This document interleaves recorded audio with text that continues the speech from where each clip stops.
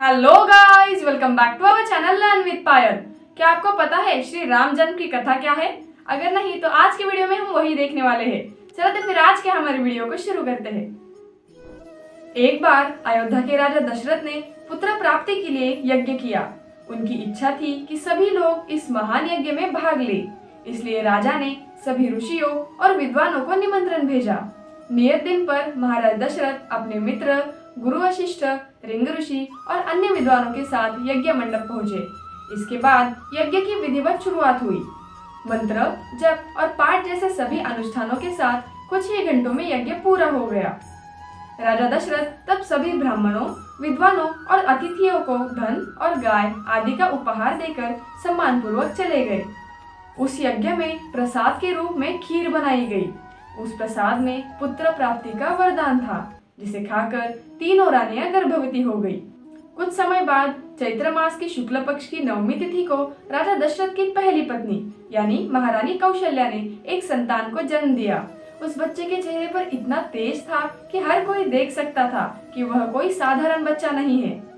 इसी प्रकार राजा की दूसरी रानी कैकेयी ने एक पुत्र को जन्म दिया और तीसरी रानी सुमित्रा ने शुभ नक्षत्रों में 2 पुत्रों को जन्म दिया। 4 पुत्रों के जन्म से राजा दशरथ का महल और नगर फला फूला। चारों तरफ खुशी और जश्न का माहौल था।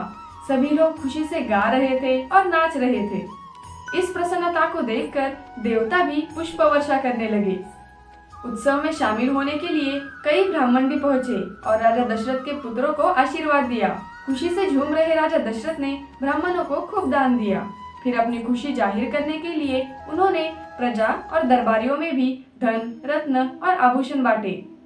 समय आने पर चारों बच्चों का नामकरण भी सबके सामने ही कर दिया गया। महर्षि वशिष्ठ ने इनका नाम राम, भरत, लक्ष्मण और शत्रुघ्न रखा।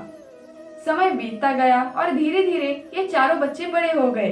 इन चारों में राम अपने तेजस्वी गुणों के कारण प्रजा के अधिक प्रिय हो गए। अपनी प्रतिभा के कारण कम उम्र में ही उन्होंने सभी विषयों में महारत हासिल कर ली थी। राम में सारे गुण थे, चाहे हथियार चलाने की बात हो या हाथी घोड़े की सवारी की, वह हर चीज में अव्वल रहते थे। इसके साथ ही वह माता पिता और शिक्षकों का भी बहुत सम्मान करते थे। उनके गुणों के कारण अन्य 3 भाई भरत, लक्ष्मण और शत्रुघ्न भी उनसे बहुत कुछ सीखते थे। महाराज जब भी अपने चारों पुत्रों को एक साथ देखते थे तो उनका हृदय हर्ष से भर जाता था। राम में मौजूद गुणों के कारण उन्हें श्री राम और यहाँ तक कि भगवान राम भी कहा जाता था। आगे चलकर राम के जीवन पर 2 पवित्र ग्रंथ लिखे गए, एक रामचरितमानस और रामायण। तो ये थी श्री राम के जन्म की कथा। अगर ये वीडियो आपको पसंद आया है तो वीडियो को लाइक, शेयर और चैनल को सब्सक्राइब करना मत भूलिएगा। चलो तो फिर मिलते हैं अगले वीडियो में। Thanks for watching.